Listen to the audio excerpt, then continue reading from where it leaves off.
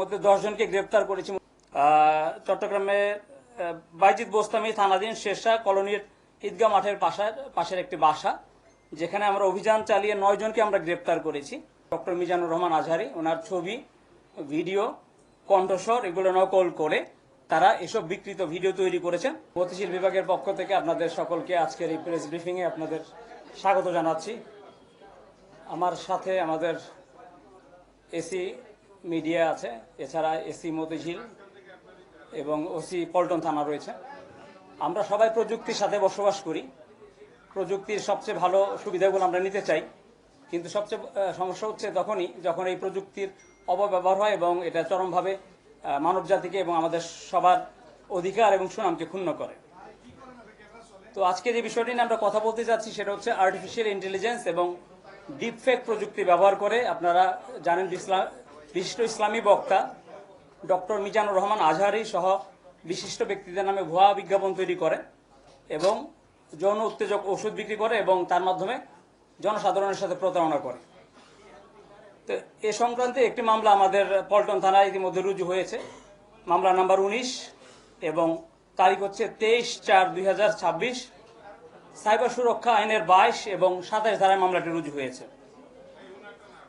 আমরা যদি অপরাধের ধরন সম্পর্কে জানতে চাই, সেটা হচ্ছে এই যে আপনার আর্টিফিশিয়াল ইন্টেলিজেন্স এবং ডিপফেক যে প্রযুক্তি আছে, এই প্রযুক্তির মাধ্যমে এই যে বিশিষ্ট ইসলামী বক্তা ডক্টর মিজানুর রহমান আজহারি, ওনার ছবি, ভিডিও, কণ্ঠস্বর এগুলো নকল করে তারা এসব বিকৃত ভিডিও তৈরি করেছেন এবং এইসব ভিডিও দেখলেই মনে হবে একদম অবিকল যিনি মিজানুর রহমান আজহারি সাহেব নিজেই বক্তব্য রাখছেন এবং তাতে তিনি এই যে যৌন উত্তেজক যে সকল ঔষধ আছে তার প্রচারণা চালাচ্ছেন এবং এ সকল ভিডিও তারা আপলোড করে বিভিন্ন ওয়েবসাইটের মাধ্যমে প্রচারণা চালিয়ে এই ওষুধগুলো তারা বিক্রি করছেন।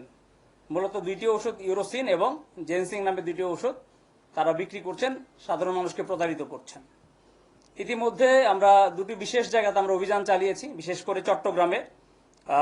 চট্টগ্রামের বাইজিদ বোস্তামি থানাধীন শেরশাহ কলোনির ঈদগাহ মাঠের পাশের একটি বাসা, যেখানে আমরা অভিযান চালিয়ে 9 জনকে আমরা গ্রেপ্তার করেছি এবং সেখান থেকে বিপুল পরিমাণ ইলেকট্রনিক সরঞ্জাম, বিশেষ করে ল্যাপটপ 11টি ল্যাপটপ, স্মার্ট মোবাইল ফোন 13টি, ফিচার মোবাইল ফোন 34টি, পেন ড্রাইভ 2টি এবং 21টি সিম কার্ড আমরা সেখান থেকে উদ্ধার করতে বা জব্দ করতে সমর্থ হয়েছি।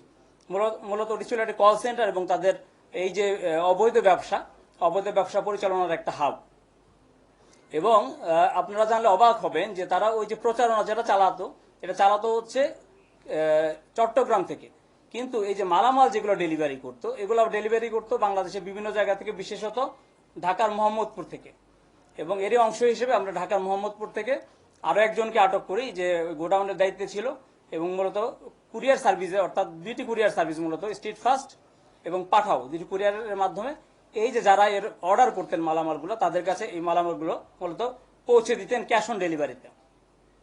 সেখান থেকে আমরা একজনকে আটক করেছি এবং বিপুল পরিমাণ এই যে অবৈধ যৌন উত্তেজক যে ঔষধ সেগুলো আমরা জব্দ করেছি। আর এর সাথে যাদেরকে আমরা গ্রেপ্তার করেছি ইতিমধ্যে 10 জনের কথা আমি বলেছি। এই 10 জনের সবারই বয়স হচ্ছে আপনার 19 থেকে 24-এর মধ্যে। এর মধ্যে প্রধান যিনি ব্যক্তি সারাবাত হোসেন, অর্থাৎ অর্গানাইজার, সে হচ্ছে মূলত প্রযুক্তি সম্পর্কে তার সামান্য পড়াশোনা আছে এবং সে ওয়েব ডিজাইন করতে পারে। ফেসবুক সহ বিভিন্ন সামাজিক যোগাযোগ মাধ্যমে এই প্রচারণাগুলো তারা চালিয়ে থাকে। আর আরো একজন গুরুত্বপূর্ণ ব্যক্তি হচ্ছে সাফায়েত হোসেন শুভ, যে মূলত এই যে ডিপফেক এবং আর্টিফিশিয়াল ইন্টেলিজেন্স ব্যবহার করে এই মিজানুর রহমান আজহারির যে প্রচারণা সেগুলো তারা তৈরি করেছে। এ সংক্রান্ত বিস্তারিত যে তথ্যাবলী আমরা আরো ওয়েবসাইটের যে তথ্য বা আপনার অন্য যে ভিডিও যেগুলো আছে সেগুলো আপনাদেরকে আমরা এর মাধ্যমে আমাদের যে গ্রুপ আছে সেই গ্রুপে দিয়ে দেবো। আমরা ইতিমধ্যে 10 জনকে গ্রেপ্তার করেছি, মূলত দুইটি জায়গা থেকে। আমি আপনাদের বলেছি যে চট্টগ্রামের থেকে আমরা 9 জনকে গ্রেপ্তার করেছি, তাদেরকেও আমরা প্রাথমিকভাবে জিজ্ঞাসাবাদ করছি এবং দুইটা কুরিয়ার সার্ভিসের নাম এসেছে, স্ট্রিট ফাস্ট এবং পাঠাও। তাদের কোনো সম্পৃক্ততা আছে কিনা এটা যাচাই বাছাই এবং অন্যান্য তথ্য প্রমাণ পাওয়া সাপেক্ষে বলা যাবে, এই মুহূর্তে বলা যাচ্ছে না।